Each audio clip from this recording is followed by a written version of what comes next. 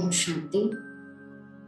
आज हम सुनेंगे प्यारे बाप दादा की अव्यक्त मुरली की डेट है 12/10/1981। मुरली का हेडिंग है वर्तमान ही भविष्य का आधार। वर्तमान ही भविष्य का आधार। सृष्टि के आदि, मध्य और अंत के राज खोलने वाले बीज रूप ज्ञान सागर शिव बाबा बोले, आज वृक्षपति बाप अपने वृक्ष के पहले पहले पत्तों को व वृक्ष के आधारभूत श्रेष्ठ आत्माओं को देख रहे हैं। ब्राह्मण आत्माएं ही नए वृक्ष के कलम है। कलम पर ही आधार होता है नए वृक्ष का। आप हर आत्मा नए वृक्ष के कलम हो, इसलिए हर आत्मा अमूल्य है। सदा अपने को ऐसे अमूल्य आधार मूर्त वृक्ष का कलम समझकर चलते हो। बाप दादा पूछते हैं कि अपने को सदैव ऐसे अमूल्य आधार मूर्त वृक्ष का कलम समझकर चलते हो। कलम में जो कमजोरी होगी वह सारे वृक्ष में कमजोरी होगी। इतनी जिम्मेवारी हर एक अपनी समझते हो। यह तो नहीं समझते कि हम छोटे ही व पीछे आने वाले हैं, जिम्मेवारी बड़ों के ऊपर है, ऐसे तो नहीं समझते हो ना। जब वर्षा लेने में नया, चाहे छोटा चाहे बड़ा, हरेक अपने को पूरा अधिकारी समझते हो। कोई भी चंद्रवंशी का वर्षा लेने के लिए तैयार नहीं होते। सब यही हक रखते हो कि हम सूर्यवंशी बनेंगे। साथ साथ संगम युग की प्राप्ति के ऊपर, बाप के ऊपर अपना पूरा हक लगाते हो। यही बोलते हो कि पहले हम छोटों का बाप है, छोटों पर ज्यादा स्नेह है बाप का, इसलिए हमारा ही बाबा है। पहले हमको सब अधिकार होना चाहिए। स्नेह से अपने अधिकार का वर्णन करते हो तो जैसे पाप के ऊपर, प्राप्ति के ऊपर अपना अधिकार समझते हो, वैसे जिम्मेवारी में भी छोटे बड़े सब अधिकारी हो, सब साथी हो। इतनी जिम्मेवारी के अधिकारी समझ करके चलो। तो यहाँ पर विशेष बाप दादा बता रहे हैं, जैसे हम बाबा पर, प्राप्तियों पर अपना पूरा हक जताते हैं, अधिकारी समझते हैं, उसी प्रकार बाबा कहते अपने आप को जिम्मेवार भी समझ कर चलना है। हम छोटे बड़े सभी जिम्मेवार है, साथी है। तो इतनी जिम्मेवारी के अधिकारी समझ करके चलो। स्व परिवर्तन, विश्व परिवर्तन, दोनों के जिम्मेवारी के ताजधारी, सो विश्व के राज्य के ताज के अधिकारी होंगे। संगम युगी ताजधारी, सो भविष्य का ताजधारी। वर्तमान नहीं तो भविष्य नहीं, वर्तमान ही भविष्य का आधार है। चेक करो और नॉलेज के दर्पण में दोनों स्वरूप देखो। संगम युगी ब्राह्मण और भविष्य देव पदधारी, दोनों रूप देखो और फिर दोनों में चेक करो। ब्राह्मण जीवन में डबल ताज है बस सिंगल ताज है। एक है पवित्रता का ताज, दूसरा है प्रैक्टिकल जीवन में पढ़ाई और सेवा का। दोनों ताज समान है, संपूर्ण है, व कुछ कम है। अगर यहाँ कोई भी ताज अधूरा है, चाहे पवित्रता का, चाहे पढ़ाई व सेवा का, तो वहां भी छोटे से ताज के अधिकारी व एक ताजधारी अर्थात प्रजा पद वाले बनना पड़ेगा। इसलिए बाबा कहते यहाँ संपूर्ण बनना है, डबल ताजधारी बनना है। एक तो पवित्रता का ताज और प्रैक्टिकल लाइफ में, इस ब्राह्मण जीवन में पढ़ाई और सेवा का ताज, दोनों ताज प्राप्त करने हैं। तब बाबा कहते हैं आने वाले भविष्य में भी डबल ताजधारी बनेंगे, नहीं तो बाबा कहते हैं सिंगल ताज या छोटे ताज वाले, माना प्रजा पद वाले बनना पड़ेगा। क्योंकि प्रजा को भी लाइट का ताज तो होगा, अर्थात पवित्र आत्माएं होगी, लेकिन विश्व राजन व महाराजन का ताज नहीं प्राप्त होगा। कोई महाराजन, कोई राजन अर्थात राजा, महाराजा और विश्व महाराजा, इसी आधार पर नंबरवार ताजधारी होंगी।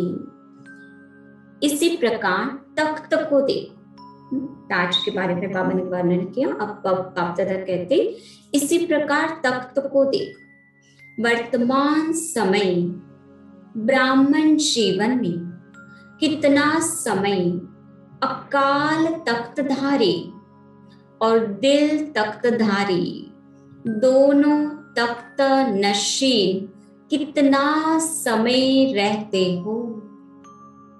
अकाल तख्त नशीन निरंतर होंगे, अर्थात सदाकाल होंगे, तो दिल तख्त नशीन भी सदाकाल होंगे। दोनों का संबंध है। ब्राह्मण जीवन में कभी कभी तख्त नशीन, तो भविष्य में भी पूरा आधा कल्प तख्त नशीन अर्थात रॉयल फैमिली में नहीं आ सकते। तो बाबा कहते हैं तो अकाल तख्तधारी और दिल तख्त नशीन बनना है। ब्राह्मण जीवन में यदि कभी कभी तख्त नशीन बनेंगे, तो फिर बाबा कहते हैं ये आने वाले भविष्य में रॉयल फैमिली में सदा तख्त नशीन नहीं बनेंगे, क्योंकि रॉयल फैमिली ही तख्त नशीन गाई जाती है। तो यहाँ के सदाकाल के तख्त नशीन, सो भविष्य सदाकाल के राज्य अधिकारी अर्थात तख्त नशीन। तो दर्पण में देख, वर्तमान क्या और भविष्य क्या, इसी रीति तिलक को चेक करो। अविनाशी अर्थात अमीट तिलकधारी हो। संगम युग पर ही देवों के देव के सुहाग और परमात्मा व ईश्वरीय संतान के भाग्य का तिलक प्राप्त होता है। तो यह सुहाग और परमात्मा व ईश्वरीय संतान के भाग्य का तिलक प्राप्त होता है। तो यह सुहाग और भाग्य का तिलक अविनाशी है। पूछ रहे बाप दादा, सुहाग और भाग्य का तिलक अविनाशी है। माया सुहाग व भाग्य का तिलक मिटा तो नहीं देती।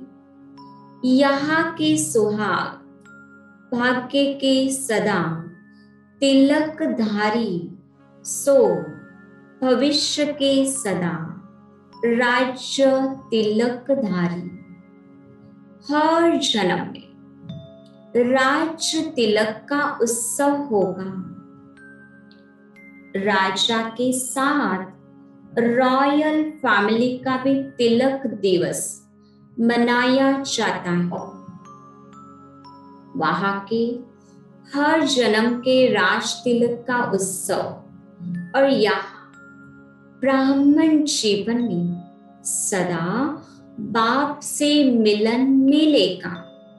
स्वयं की सदा चढ़ती कला का, हर प्रकार की सेवा का अर्थात तन मन धन जन सबकी सेवा का सदा उत्साह और उमंग होगा।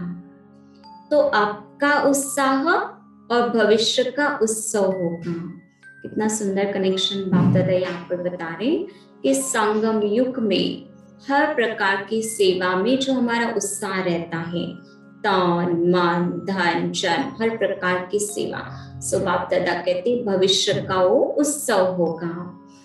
इसी प्रकार तन मन धन का संबंध है।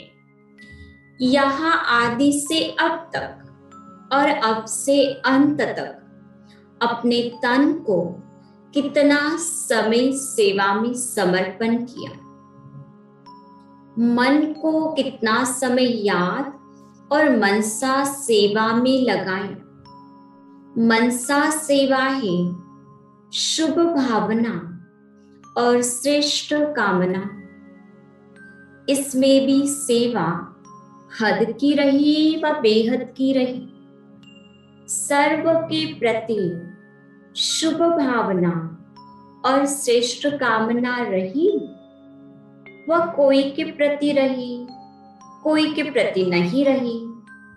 इसी प्रकार धन स्वप्रति लगाते ही, स्वार्थ से लगाते ही व निस्वार्थ सेवा में लगाते ही, अमानत में खयानत तो नहीं डालते हैं, बेहद के बजाय हद में तो नहीं लगाते हैं। यह चेकिंग के आधार पर वहां भी प्रारब्ध में परसेंटेज के आधार पर नंबरवार पद की प्राप्ति होती है। सब में फुल परसेंट तो फुल समय और फुल प्रारब्ध, नहीं तो स्टेटस में और समय में अंतर हो जाता है।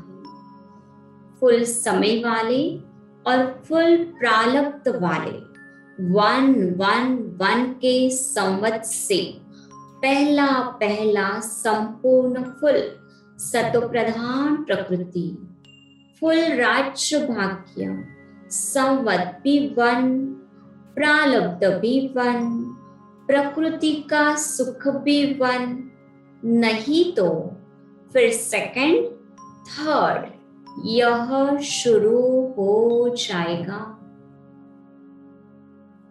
अब दोनों रूप से चेक करो, ब्राह्मण और देवता, संगम योगी और सतयोगी, दोनों स्वरूप को सामने रखो।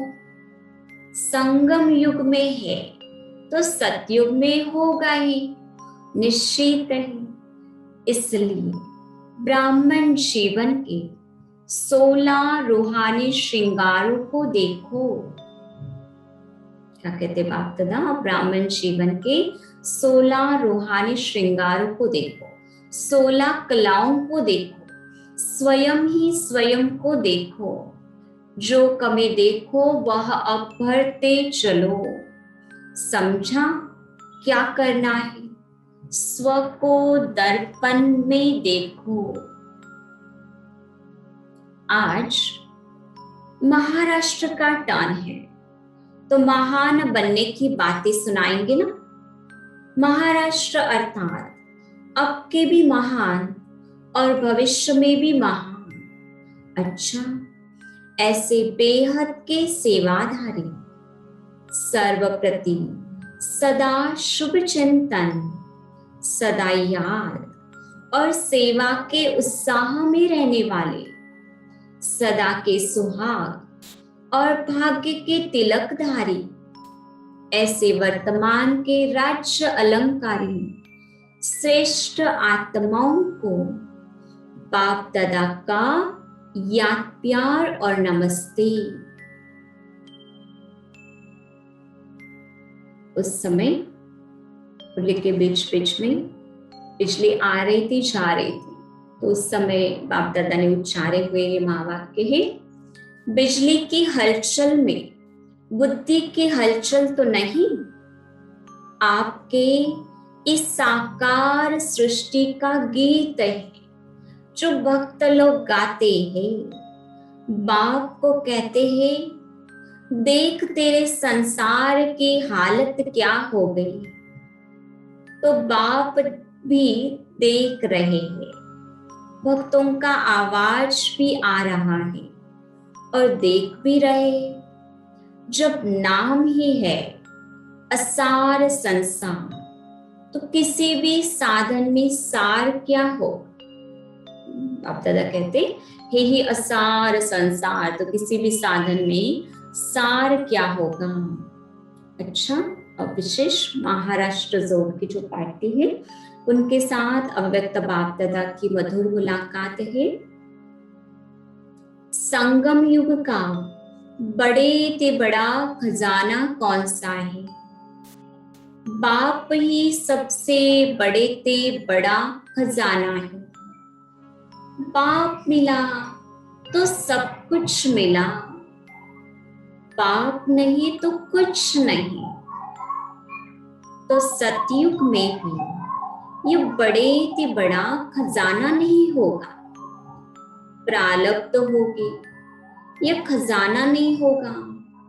तो ऐसे युग में जो सब खजाना ही खजाना मिलता है, संगम युग में सतयुग से भी श्रेष्ठ खजाना मिलता है। तो ऐसे युग में जो सब खजाने प्राप्त होने का युग है और प्राप्त करने वाली आत्माएं भी आप ही हो। तो ऐसी आत्माएं संपन्न होगी ना। ब्राह्मणों के जीवन में अप्राप्त नहीं कोई वस्तु, देवताओं के जीवन में बाप की अप्राप्ति होगी, लेकिन ब्राह्मण जीवन में कोई भी अप्राप्ति नहीं। इतना विशेष ये युग, विशेष हमारा जीवन है। बाप दादा कहते इस ब्राह्मण जीवन में कोई भी अप्राप्ति नहीं। तो मन का अविनाशी गीत यही बजता रहता है कि अप्राप्त नहीं कोई वस्तु। हम ब्राह्मणों के खजाने में खजानों के मालिक हो कि बनना है। बालक बनना अर्थात मालिक बनना। मालिक तो बन गए, बाकी संभालना कहाँ तक आता है, यह हरेक का नंबरवार है। तो सदा इसी खुशी में नाचते रहो कि मैं बालक सो मालिक हूं। इसी में सेकेंड पॉइंट है, सभी निश्चय बुद्धि विजयंती होना। निश्चय में कभी डगमग तो नहीं होते हो, अचल अडोल महावीर होना। महावीर की विशेषता क्या है, सदा अचल अडोल, संकल्प व स्वप्न में भी व्यर्थ संकल्प न आए, इसको कहा जाता है अचल अडोल महावीर। तो ऐसे होना, अचल अडोल महावीर, ऐसे होना जो कुछ होता है उसमें कल्याण भरा हुआ है, जिसको अभी नहीं जानते लेकिन आगे चल करके जानते जाएंगे। कोई भी बात एक काल की दृष्टि से नहीं देखो, त्रिकालदर्शी होकर के देखो। अब यह क्यों, अब यह क्या, ऐसे नहीं। त्रिकालदर्शी होकर देखने से सदा यही संकल्प रहेगा कि जो हो रहा है उसमें कल्याण है। ऐसे ही त्रिकालदर्शी होकर चलते हो ना, सेवा के आधार मूर्त जितने मजबूत होंगे उतनी सेवा की बिल्डिंग भी मजबूत होगी। जो बाबा बोले वह करते चलो, फिर बाबा जाने, बाबा का काम जाने। जैसे बाबा वैसे चलो तो उसमें कल्याण भरा हुआ है। बाबा कहे ऐसे चलो, ऐसे रहो, जी हाजिर, ऐसे क्यों नहीं, जी हजूर। समझा?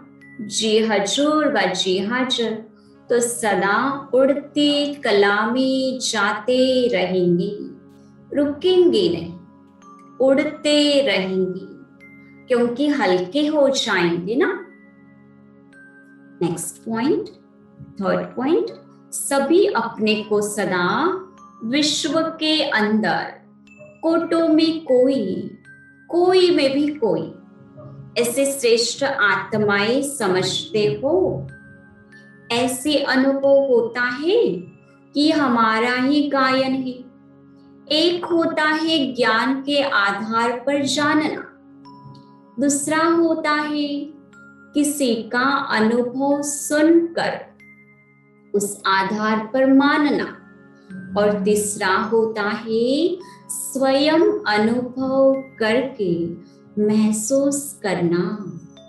तो ऐसे महसूस होता है कि हम कल्प पहले वाली कोटों में से कोई, कोई में से कोई श्रेष्ठ आत्माएं हैं। ऐसी आत्माओं की निशानी क्या होगी?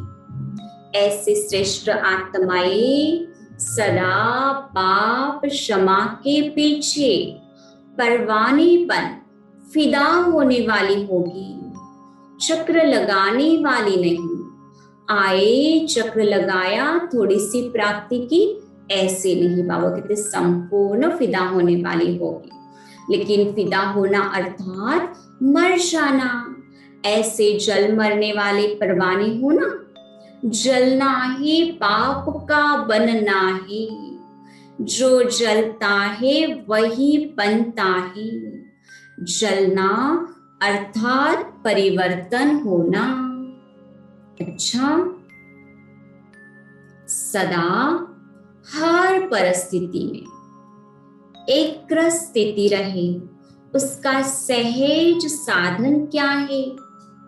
क्योंकि सभी का लक्ष्य एक है। जैसे एक बाप, एक घर, एक ही राज्य होगा, ऐसे अभी भी एक स्थिति, लेकिन एक स्थिति में रहने का सहज साधन क्या मिला है?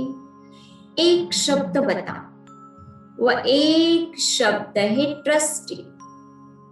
अगर ट्रस्टी बन जाते तो न्यारे और प्यारे होने से एक रस हो जाते, है ना। ट्रस्टी हो जाते हैं तो न्यारे और प्यारे होते, और उसका रिजल्ट अब कहते एक रस हो जाते हैं। जब गृहस्थी है तो अनेक रस है, मेरा मेरा बहुत हो जाता है। कभी मेरा घर, कभी मेरा परिवार, मेरा मेरा मेरा। गृहस्थीपन अर्थात अनेक रसों में भटकना। ट्रस्टीपन अर्थात एक रस। एक शब्द में बाबा डेफिनेशन बता रहे। गृहस्थीपन अर्थात अनेक रसों में भटकना, ट्रस्टीपन अर्थात एक रस। सदा हल्का, ट्रस्टी सदा हल्का और सदा चढ़ती कला में जाएगा। तो ये सारा ग्रुप ट्रस्टी ग्रुप है ना। जरा भी मेरापन है तो मेरा माना गृहस्थीपन। जहां मेरापन होगा वहां ममता होगी, ममता वाले को गृहस्थी कहेंगे। ट्रस्टी नहीं, गृहस्थी तो आधा कल्प रहे और गृहस्थीपन के जीवन में क्या प्राप्ति हुई उसका भी अनुभव किया। अब ट्रस्टी बनो। अगर थोड़ा भी गृहस्थीपन हो तो मधुबन में छोड़ कर जाना। जो दुख की लहर पैदा करने वाला हो उसे छोड़ कर जाना और जो सुख देने वाला हो उसे लेकर जाना। अच्छा, मीठी दादी जी अंबाला मेले में जाने की छुट्टी बाप दादा से ले रहे थे। उस समय बाप दादा की मुलाकात है। बाप दादा अनेक बच्चों की खुशी देखकर खुश होते हैं। सेवा के लिए जहां भी जाओ अनेक खजाने अनेकों को मिल जाते हैं। इसलिए ड्रामा में अब तक जाने का है जो चल रहा है। स्टॉप होगा तो सेकंड में हो जाएगा। जैसे साकार में देखा, तैयारी की हुई भी थी, पाठ समाप्त था तो तैयारी होते भी नहीं जा सके। ऐसे यह भी ड्रामा में समाप्त होगा तो सेकंड में अचानक होगा।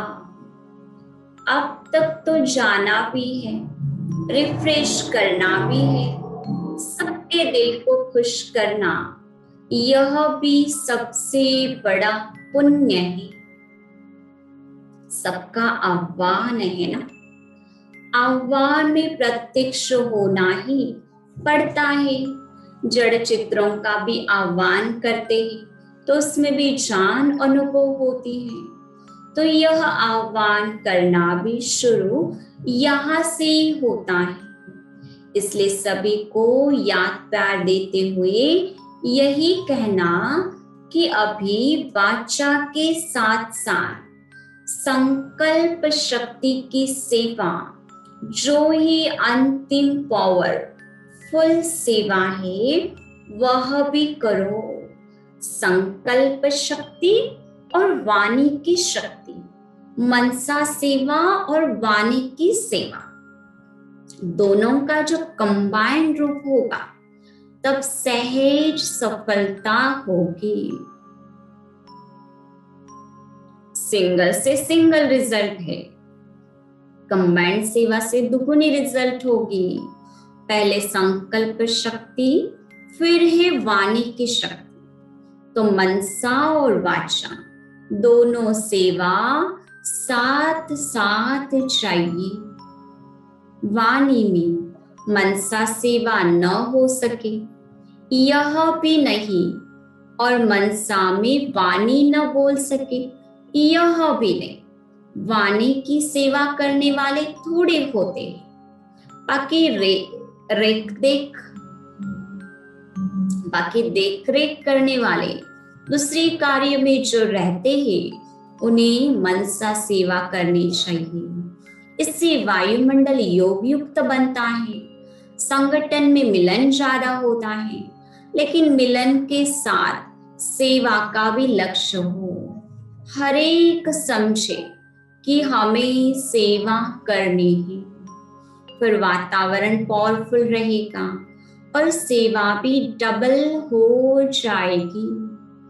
उमंग उत्साह से कर रहे हैं, ये बहुत अच्छा है, लेकिन उमंग उत्साह के साथ साथ यह भी लक्ष्य जरूरी है। अच्छा, सभी को बहुत बहुत याद देना। अंत में प्रश्न है, बाप के याद की लगन अग्नि का काम करती है कैसे? बाप के याद की लगन अग्नि का काम करती है कैसे? उत्तर, जैसे अग्नि में कोई भी चीज डालो तो नाम रूप गुण सब बदल जाता है। ऐसे जब बाप के याद की लगन की अग्नि में पड़ते हो तो परिवर्तन हो जाते हो ना। मनुष्य से ब्राह्मण बन जाते, फिर ब्राह्मण से फरिश्ता सो देवता बन जाते। तो कैसे परिवर्तन हुई? लगन की अग्नि से। अपनापन कुछ भी नहीं, मानव मानव नहीं रहा, फरिश्ता बन गया। जैसे कच्चे मिट्टी को सांचे में डालकर आग में डालते हैं तो ईंट बन जाती, ऐसे यह भी परिवर्तन हो जाता। इसलिए इस याद को ही ज्वाला रूप कहा जाता है। ज्वालामुखी भी प्रसिद्ध है, तो ज्वाला देवी व देवताएं भी प्रसिद्ध है। अच्छा, ओम शांति।